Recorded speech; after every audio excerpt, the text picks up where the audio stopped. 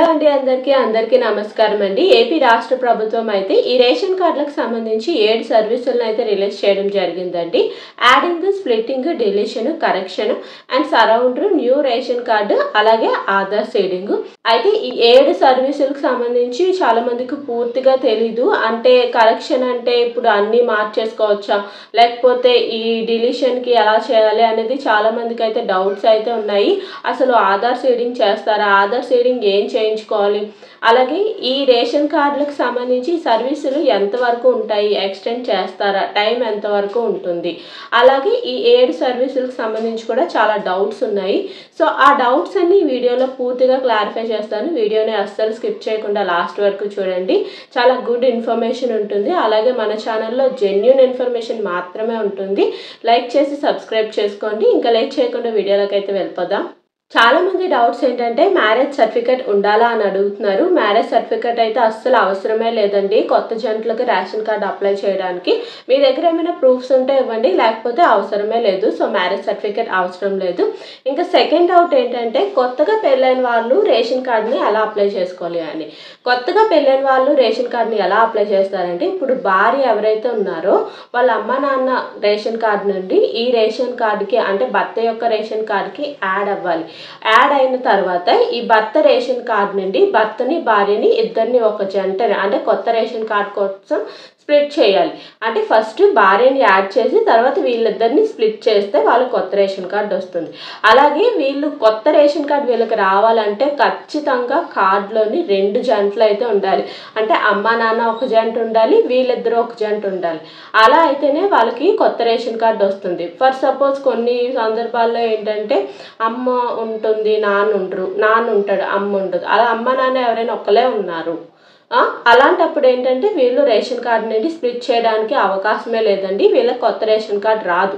కానీ ఆ అమ్మాయి ఈ రేషన్ కార్డులో యాడ్ అవ్వచ్చు.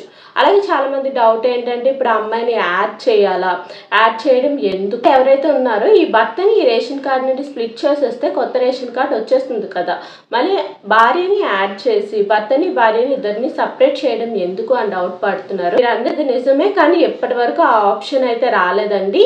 ఇంకా ముందు ఆప్షన్ వస్తే నేను ఖచ్చితంగా అప్డేట్ ఇస్తాను. ప్రస్తుతానికి ఉన్న ఆప్షన్ ఏంటంటే భార్యని భర్త రేషన్ కార్డులో యాడ్ చేసి తర్వాత వాళ్ళ తల్లిదండ్రులు ఏంటి వీళ్ళిద్దరిని సపరేట్ చేసి వీళ్ళిద్దరికి కొత్త రేషన్ కార్డు అప్లై చేయాలి. ఇలా అప్లై చేయాలంటే కార్డులో కనీసం 2 జంటలు ఖచ్చితంగా ఉండాలండి. 2 జంటలు ఖచ్చితంగా ఉంటేనే కొత్త రేషన్ కార్డుకి అప్లై చేసుకోవచ్చు.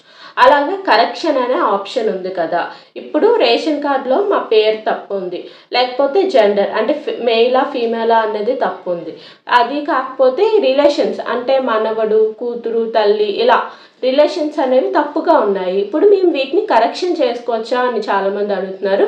లేదండి, అవకాశమే లేదు. కరెక్షన్ ఆప్షన్ ఓన్లీ అడ్రస్ కరెక్షన్కి మాత్రమే యూజ్ అవుతుంది. ఈ పేరు, relations, gender, date of birth వీటికైతే అస్సలు యూజ్ అవ్వదండి. ఓన్లీ రేషన్ కార్డులో అడ్రస్ తప్పు ఉంటేనే, అంటే అడ్రస్ ఒక్కటే మార్చుకోవచ్చు కరెక్షన్ అనే ఆప్షన్ ద్వారా. ఇంకోటి ఏంటంటే ఆధార్ సీడింగ్, అంటే ఆధార్ కార్డ్ నెంబర్ అనేది మీరు కరెక్ట్ చేసుకోవచ్చు, తమ్ కూడా వేయించుకోవచ్చు అండి. ఈ ఆప్షన్ అయితే సచివాలయంలో అవైలబుల్గా ఉంది, ఆధార్ సీడింగ్. అలాగే ఇప్పుడు సింగిల్ కార్డ్ అంటే విడో, అలాగే సింగిల్ మెన్ కార్డ్స్ ఉంటాయి కదండి, వాటికి అప్లై చేసుకోవచ్చా అని కూడా అడుగుతున్నారు. అప్లై చేసుకోవచ్చండి. ఒకసారి మీ దగ్గరలో ఉన్న గ్రామ వార్డు సచివాలయాలకు వెళ్ళి వాటికి కావాల్సిన సర్టిఫికేట్స్ అంటే డాక్యుమెంట్స్ ఉంటాయి కదండి, జెరాక్సెస్ ఏమేమి కావాలో దానికి తగ్గట్టు చూసుకొని మీరైతే single men or single women కార్డ్స్కి అయితే మీరు అప్లై చేసుకోవచ్చు. యాడింగ్ అంటే ఎవరినైనా కార్డులో యాడ్ చేయడం, అంటే చిన్నపిల్లలు కానీ పెద్దవాళ్ళని కానీ యాడ్ చేయడాన్ని యాడింగ్ అంటారు. అలాగే డిలీషన్ అంటే ఏంటంటే ఒక వ్యక్తి చనిపోయినట్టయితే ఆ వ్యక్తి పేరుని పూర్తిగా తీసివేయడం, అంటే ఏ కార్డులో కూడా అతని పేరు అనేది ఉండదు. సో ఈ ఆప్షన్ ఏంటంటే డిలీషన్ అంటారు.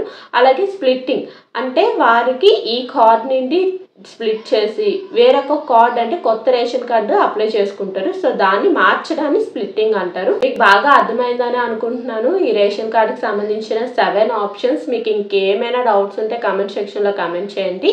ఇది మాత్రమే కాదు, ఏపీ స్కీమ్స్ గురించి దేని గురించి అయినా కామెంట్ చేయండి. నేను అన్ని డౌట్స్కి క్లారిఫై చేస్తాను. అలాగే ఈ వీడియోని చాలామంది యూజ్ అవుతుంది, షేర్ చేయండి, చిన్న లైక్ ఇవ్వండి, అలాగే సబ్స్క్రైబ్ చేసుకోండి. Thank you for watching.